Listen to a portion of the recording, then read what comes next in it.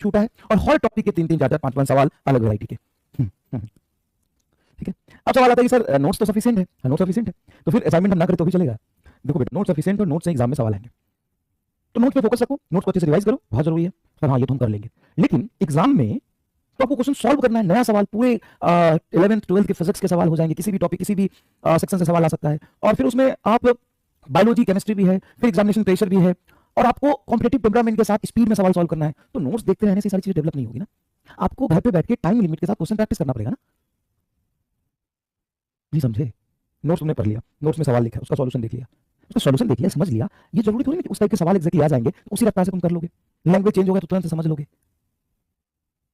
तो उसके लिए क्या करना पड़ेगा? अरे भाई, कम से कम 100-150 सवाल हर चैप्टर में तो लगाने ही पड़ेंगे ना।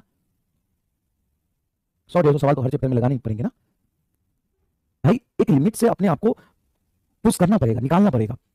देखो, एक दिन 12 घंटे 13 घंटे तुम्हारे लाइफ में बहुत बार आए होंगे जिस दिन तुम्हें पढ़ा होगा, लेकिन क्या रोज तुम 12 घंटे पढ़ पा रहे हो? नहीं। बड़ी सिंपल सी बात है, सिलेक्शन लेने के लिए बहुत एक्स्ट्राऑर्डिनरी काम नहीं करना है।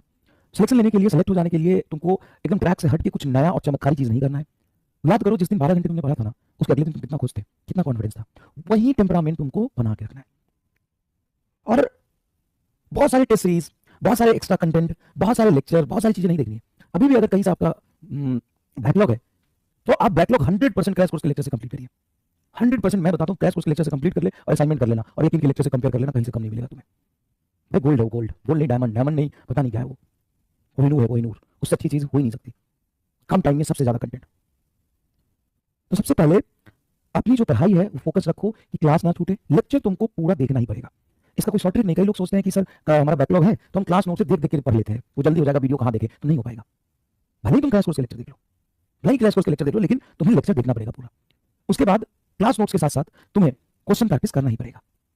हाँ, मल्टीपल सोर्स से मत करो, कोई जरूरी नहीं 5 मॉड्यूल करने का, कोई जरूरी नहीं 5 मॉड्यूल करने का।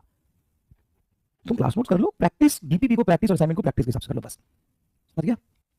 ठीक है, चलो तो आगे हम लोग शुरू करते हैं क्लास अपना। सबसे पहले